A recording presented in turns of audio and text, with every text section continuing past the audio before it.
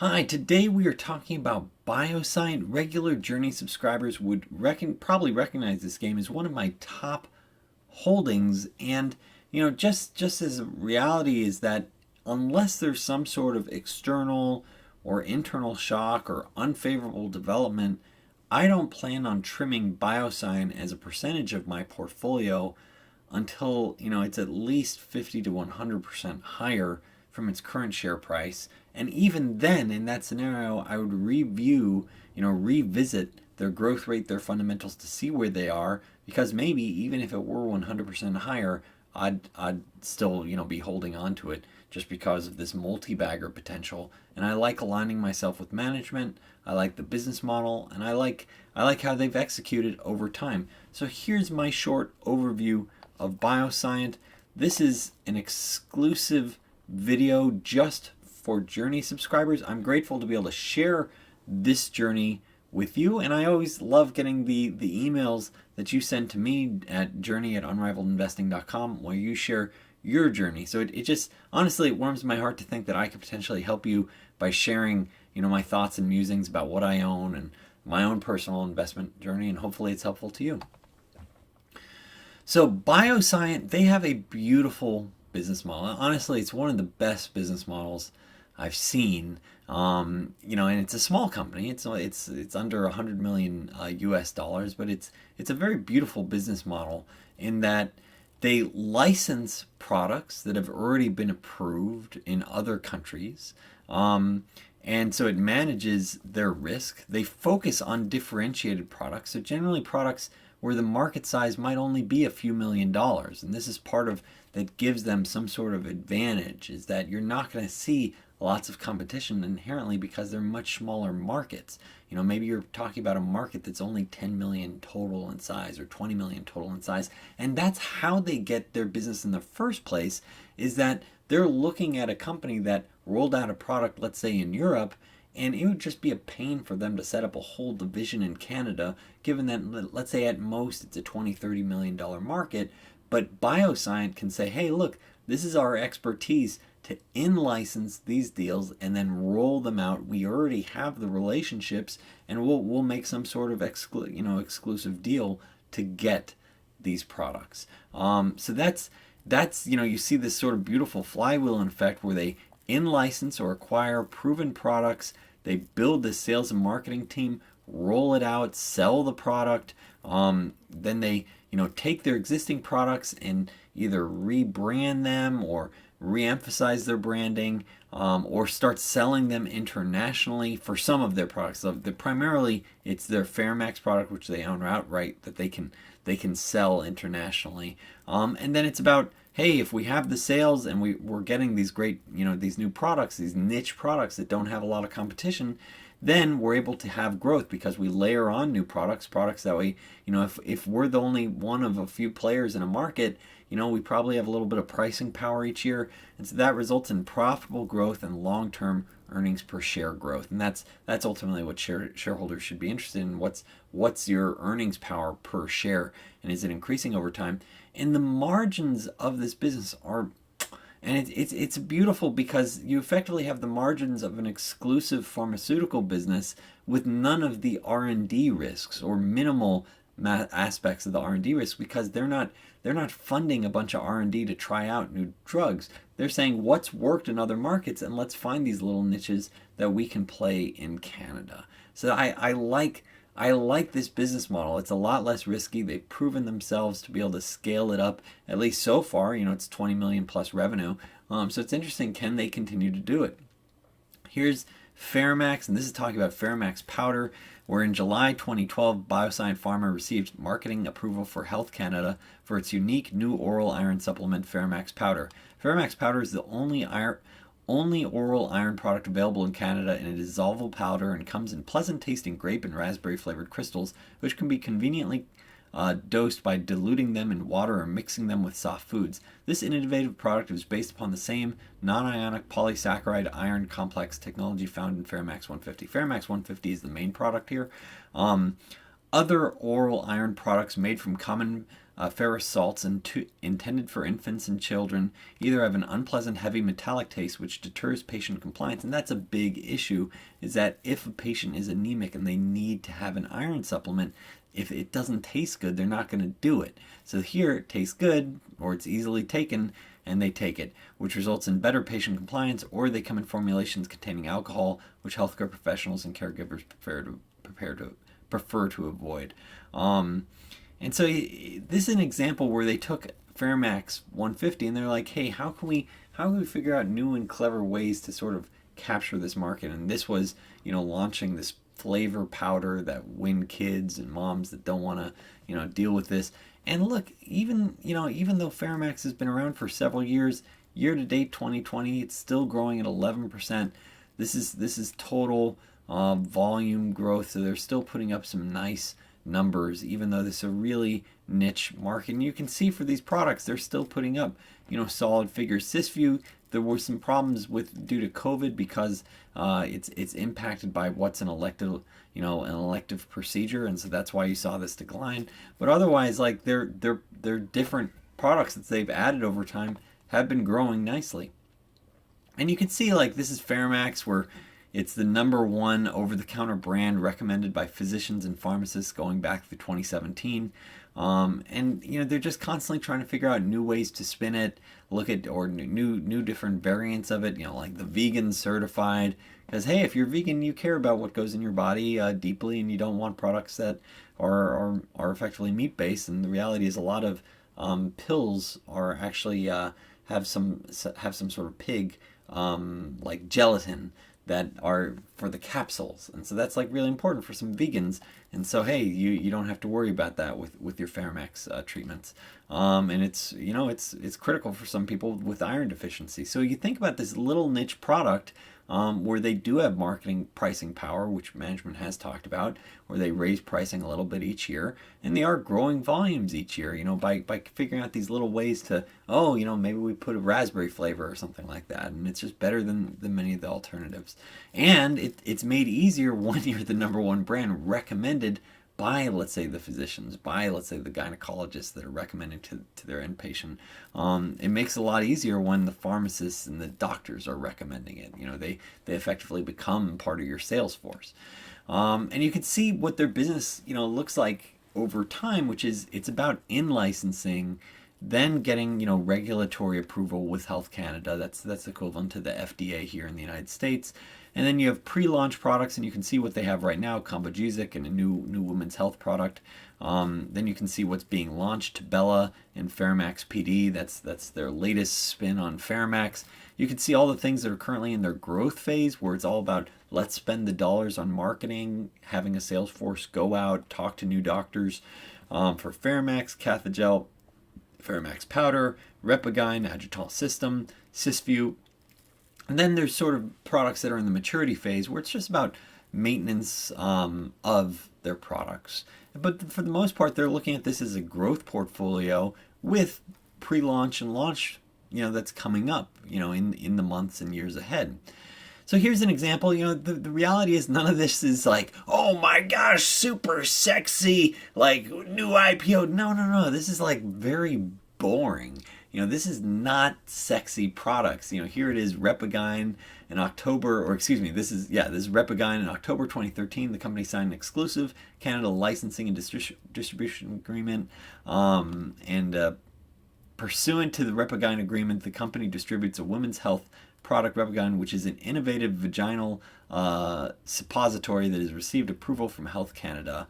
It helps relieve dryness and promotes healing of the vaginal mucus, effectively. Mucosa.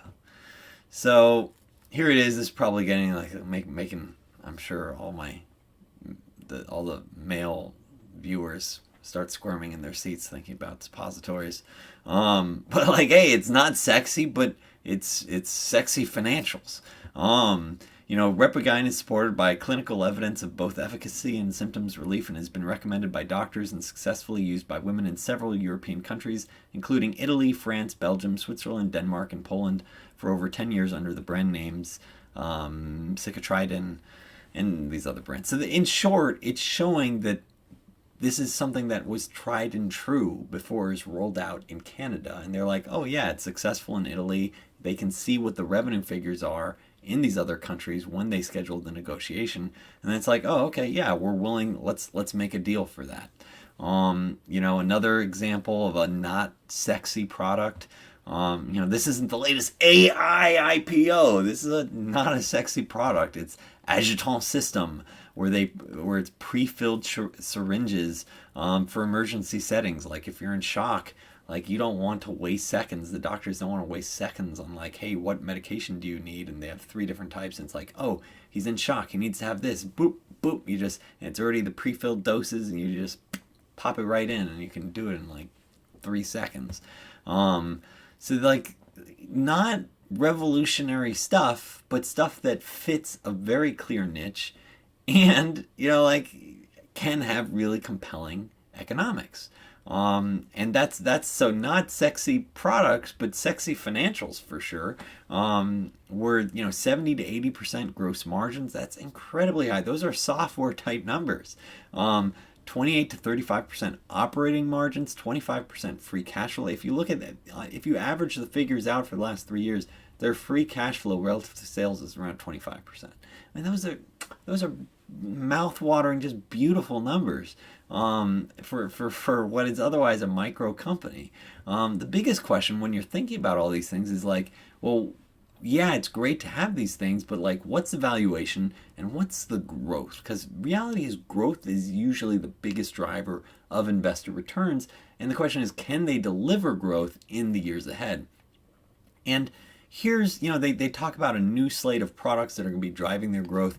They have Tibella, which they're launching in late July 2020. So they've already launched it. This is to help with women's menopause and hot flashes. So another subject that I'm sure many of my male viewers would be like, I don't really know much about that. But like, look, it's a needed thing for a lot of people. Like a lot of people have older mothers or grandmothers, and it's like, look, this is something that they'd be considering.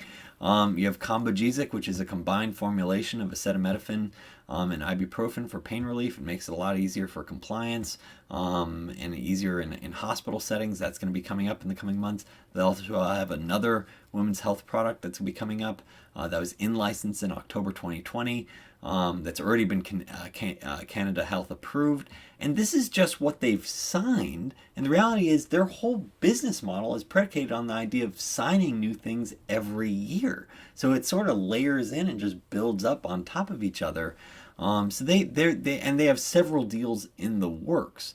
Now here's where it gets really interesting, and I think this is sort of like the catalyst that gets everything, that sort of tips the deal in terms of getting me excited, is what's management actually saying. And here are 2 approximate quotes that I got from June 2020. I got this from YouTube videos of management, Renee Gorham, the CEO, talking. He goes, those 2 products, he's talking about Tibella and Combogesic, those 2 products together with the number of product initiatives that we're generating out of our existing portfolio will give us the fuel to see our revenue grow at a double-digit clip for 6 to 8 years. I mean, he's thinking long term, and he's thinking, look, like a double-digit clip, that in my mind means at least 10% growth that they're expecting over 6 to 8 years. Then he also goes on, there are a lot of factors around timing. We always like to look further out on the horizon, and certainly going well beyond a double of the size of the business that we have now. So he's like, look, I think this business can double. That's effectively what he's saying. And we feel comfortable we've got those assets that are in the business and are shortly coming to market. So this doesn't even include like potential deals. This is just what they've signed up and they plan on rolling out. And they're saying, look, based on the market size in these other countries, we think applied to Canada on a per person basis would result in this sort of revenue figure, which is more than a double of where they currently are now. 6 to 8 years of double-digit growth. So for him to say that, he must be expecting quite an uptick in potential growth acceleration in quarters ahead, because that's double-digit for a long time means you're tapping into something that's much bigger than what you currently have. So then the question is, how much of this is priced into the stock? because it's always this trade-off of between valuations and fundamentals, and that's the challenge you probably get when you see me with a lot of these videos. Is I'm like, well, I think this company's super cool, but the valuation is right through the roof. Now, sometimes I still buy teaser positions just because I like to see them execute. I like owning, exciting, promising companies that seem unrivaled. But sometimes just because the valuation isn't compelling, I have trouble scaling it up. And so, occasionally, and look, that's just part of the game. But, there's this trade-off between fundamentals and valuation. And here it is, we can go into, how to walk through this. And this is my sheet that I posted in the monthly update. I actually just refixed some of the numbers just based on my updated thoughts, thinking about what management has to say. And this sort of reflects what management is saying in terms of their growth rates. And so here, you could see they recently traded closer to $7 Canadian dollars per share. And so that's around 93 million Canadian market cap. And you can see 21 million, revenue in 2019, assuming a fairly, conservative or very slow growth rate in 2020 of 3 to 7%. So not very much, but still getting the margin of 28 to 33%. So once again, if these numbers are a little small to read, you can go to the Google sheet that I have on my top holdings, that's available in my monthly portfolio update, and you can click on that and play around with these figures yourself.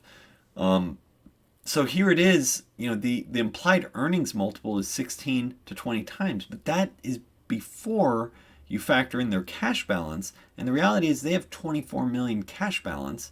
So really the enterprise value, so if you take the market cap, subtract the net cash, that gets you the enterprise value. Like what are you paying for the operations of this business? And that's the enterprise value. And so it's really closer to 70 million. So that's closer to 12 to 15 times. And that starts striking me as like interesting, because the inverse of 12, or 1 divided by 12, is about 8%. So that means like on the high side, you're getting about 8% yield. On the low side, you're getting about a 6-7% yield, 1 divided by 15. Let's keep going. So then what's the growth rate in the years ahead? And keep in mind, management is saying, hey, just based on the products that they're expecting to launch, they're expecting to get a teens rate for the next 6 to 8 years. So I'm saying on my low side, 5%. I'm discounting. I'm saying, I don't think management does it over the next 5 years. This would be a disappointment if this happens. Base case is 10%, which I think is also trying to be conservative, given that he's saying like well beyond a double digits for 6 to 8 years. That would imply, usually when you have some sort of growth acceleration, it's not just starts at 10 and is 10 evenly. Usually it picks up, and maybe it's 15, maybe it's 20. So then on the high side, I say 13%. Once again, both of these may be conservative. And so, look out over the next 5 years, and you can see, that would imply that in 5 years' time, you're at 6 million in earnings power or 10 million in earnings power over time, versus a low versus high side. And then what is the assumed multiple? 12 times for the operating earnings of this business, which once again is pretty low. That would imply like an 8% cash yield on this business, and 20 times on the high side, because maybe people start getting excited about the story, and that valuation isn't completely out of the realm based on how it's historically traded.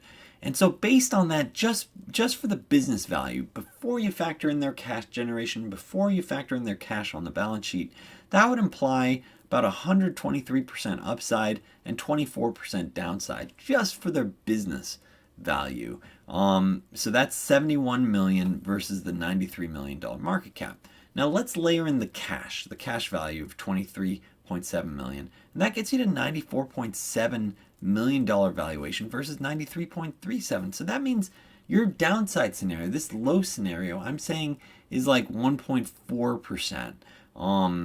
Over 5 years. So like I like seeing that, of like, here's what I think is a pretty conservative scenario, where I'm saying I don't think I lose money in that fairly conservative scenario. Where on the high side, when you say, hey, let's slap on a multiple for the business and then also give credit for their cash balance, then you start getting like 150% upside. Now that doesn't even include the cash they generate each year, where I think when you factor in what your return is going to be, you need to include the fact that currently, based on their current free cash flow of around 5 million a year, you're effectively getting, 5-6% yield that's going to you. Now, it may not be a dividend like you traditionally expect to see, and this is why I need to make a video on why dividends are for dummies, because you need to focus on what's actually the free cash flow going to the company, because that's what you own. And if it's going to you, it can be inefficient because you have double taxation. So here it is. If they're generating a 5% plus free cash flow yield, they can be using that to buy back stock. That amount can just be enhancing the balance sheet over time, in which case over time you're going to say, hey, that cash balance is going to go up. So in my low scenario here, I'm actually saying a 5% yield, despite what I think is fairly conservative assumptions. On my high side, I'm saying it's nearly a 27% yield, or 27% compounded annualized over the next 5 years, which would obviously be very attractive relative to many investments that people are finding out there, without assuming really Herculean assumptions. Like, this seems very, very reasonable in my opinion. Now, the big risk is that like Fairmax is like 60-70% of their business, maybe a little bit more. They don't disclose the exact amount that Fairmax is as a percentage of their sales. So there is this risk that like, hey, what happens if Fairmax somehow gets disrupted? Like, it's sort of like Buffett talking about like, yeah, Coca-Cola could be a zero if people found out that Coke gives people cancer. It doesn't give cancer, but like, what if it did? And I think that's honestly like, that's the risk here with BioSign, is like, what if something blows up with Fairmax, their iron, supplement, and something just doesn't start working out right, or and that's part of portfolio allocation, and that's why I don't make it 50% of my portfolio, but right now it's around 5% of my portfolio, and I'd consider making it more if it fell a little bit. But overall, I like this risk reward a lot, and keep in mind this scenario gives zero credit to management doing something intelligent with their $23.7 million cash balance. And keep in mind, $23 million in cash is nearly like 25% of their market cap. So that's a huge amount of cash relative to their market value. And imagine if like they bought something at, let's say, a 10% free cash flow yield. That automatically dramatically boosts their earnings. And then another possibility is like, look, management's smart. What if they even find a deal and leverage that cash flow? Maybe they can do a levered acquisition, in which case earnings can really go bananas. So I'm not including any of those sort of crazy potential scenarios in the high side. Here I'm just saying, yeah, let's just assume the cash is just sitting there, but any future cash, it goes to your return either by building up or by buying back shares. Or maybe they start paying a dividend or something. But the cash, they are generating that cash, so you should factor that into your potential return. If they use some leverage, then I think this would be bananas in a very nice way for investors. But it doesn't have to happen to still have an adequate return. What else? So then, and here's what they have been doing with their free cash flow, where you can see, they recently announced a renewal of a normal course issuer bid, i.e. they're buying back the stock, and they're looking to buy back up to 950,000 shares, representing over 7% of their shares, and that they previously purchased 1.7 million shares between December 2018 and December 2020. So they've already bought back, 10% of the shares outstanding. Like, management, look, they're just going to gobble. They're just going to gobble this up if the stock trades at what they think is a cheap valuation, before they start posting like this double-digit growth acceleration. Previously they did post well into the double-digit growth. They had some slowdown in the last year or so. So this is one really productive way to spend cash if they're indeed going to be posting double-digit growth in the future and potentially get a revaluation. And keep in mind, Rene Gorham, he's not like one of those CEOs that's spending company cash to buy shares and it's just to hit, cause the share price to go up so that way his stock options vest. Like, he's actually one of the largest shareholders of the company, like 10% of the company. And so he's really interested in, like this working out well. He's got way more skin in the game than I do, in terms of, in terms of bioscience. So like he wants to make it work. That's, I think, his largest personal holding. So yeah, I like partnering with him at the end of the day. Now, wait, regular viewers, you probably first found out about me by watching the YouTube channel. I always like to know those questions about, like, can this be a multi-bagger and are you unrivaled? And for those questions, like, I like to sort of sit on them and think about it. And from the unrivaled perspective, I just think about it from the perspective that they're tapping into these really niche products where you're not going to get a crazy amount of competition. Like if the market size is only $10 million and you're bringing a product that was licensed from abroad and maybe it's not easy to make, then the interest in just competing with them isn't going to be there. And I think they've proven that with Faramax, where they've like, look, yeah, there's these other competitors that try, but we just figure out these clever ways and we get pricing power and we raise pricing a couple of percent each year. So when I look at this, I think by focusing on these little niches, they can indeed be unrivaled. You get this exclusive product that's proven itself elsewhere in another market and then say, hey, let's roll this out. And before you know it, it's a $5 million revenue business. And that's, that means a lot for a company with 20 million in revenue. So for them to say, hey, look, we see these little niches where we think we can more than double, that gets me excited. And I bet there are enough little 5, 10, 20 million dollar niches that they can fill that'll be a multi-bagger from here. And just laid out based on what management has said, based on their existing products, where they think they can more than double, just based on the valuation and the fundamentals, that would imply like, 100, 200% upside over time. And if they sign up some more deals, there's definitely that potential to be well into the 300, 400, 500. But that depends on future execution in the years ahead. But look, so far they're saying the things I like to hear. And if they're saying, look, we think we could do double digit, and then they layer on some more deals in the future, maybe now you're in the 20s, 30s, 40% growth. In which case people really start going, oh, look at these growth rates.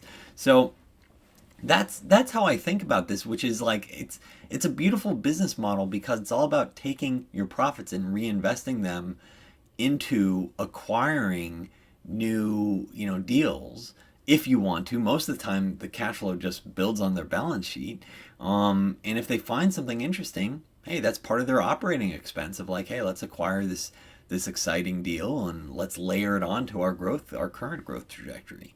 So I from my perspective, this does strike me as a type of unrivaled or very strong value proposition. And it certainly does have multi-bagger potential. It's 20 million revenue now. Could it be 200 million in the future? Yeah, it depends. It depends on their execution on finding niche deals. But I bet there are enough deals over time for this to be multiples of their current size. And management seems to think so as well, that they could be at least more than double, their current size. So this is sort of my warning, like this, if BioSign is not a super liquid stock, it trades something like 70,000 Canadian dollars a day on average. So if you decide that BioSign is appropriate for your financial journey, make sure you use limit orders. You don't want to just say, hey, I'm going to buy a market order and put my life savings. Like, I do not recommend putting all in on anything. But I'm saying, like, if you decide, first of all, I don't recommend anything on this. I'm just sharing my personal financial journey, and hopefully, by sharing these things and these companies and these thoughts, it can be helpful for your own journey. And so if you deem that BioSign is appropriate for your financial journey, make sure you use a limit order. It currently trades via the Canadian exchanges or the Canadian Venture Exchange under the ticker RX. But there's also BIOYF, which is the USA or the US ADR, where if you're an investor anywhere, you can buy that. I much prefer RX trading on the Canadian exchange, because the reason why is, this is another example. I did a video just recently on how the IPO market's rigged. These ADRs, or American Depository Receipts, like BIOYF, it's a very similarly rigged game. Not as bad as IPOs, don't get me wrong. But the reason why is that if you put in an order for BIOYF, it'll only get executed if your order is above or below whatever's required, whatever that spread is in the bid and ask for the Canadian market. So what I mean by that is BIOYF trades when it's advantageous for the trader, one of the banks, to execute the trade, convert the shares, take, because BIOYF trades in US dollars versus RX, .ca, trades in Canadian dollars. So the bankers, what they'll do, or the traders, what they'll do is they'll say, oh, your bid is higher than the Canadian ask. If I convert it, then it's worthwhile for them. And BIOYF is generally less liquid. This is also just another example of why I prefer personally using I personally use Interactive Brokers just because it's a great platform for owning international securities. I think owning international stocks is going to be super important in the years ahead. I certainly don't want to be 100% U.S. invested. I live in the United States, and especially given the deficits and how badly the United States has handled the coronavirus relative to other countries. So if you currently are using a platform that makes it difficult for you to get international stocks, for example, the Fidelities of the world, I would definitely have an open mind to potentially looking at a brokerage firm like Interactive Brokers. This is sort of a non sequitur, because it'll make it easier for you on your own financial journey if you want to own international stocks longer term, which is what I personally do. I'd much rather own it via the international exchange than to go through this dance where the bankers need to get paid in order for you to execute trades. And sometimes the bankers will just rip your face off and effectively have like a 3% charge for executing a trade. I've actually even seen worse than that over time. So that is my take on Bioscience. I hope you've enjoyed this video. I'm really grateful to be able to share this journey with you. This is my December potential multi-bagger. I actually I held off on posting my December potential multi-bagger because I was curious to see how like the Airbnb IPO is, because I was like, man, if this comes in at like 40 or 50, I'm definitely going to say this is a potential multi-bagger. Well, sure enough, opens up at 150 because it's a rigged process, and there you go. But yeah, I mean, I'm thinking, what else? Was there any other potential multi-baggers I'm thinking about? No, I think this is it for now with Bioscience. It's one of my top holdings. I'm grateful to be able to share this journey with you. As always, you can email me, journey@unrivaledinvesting.com. And thank you so much for subscribing.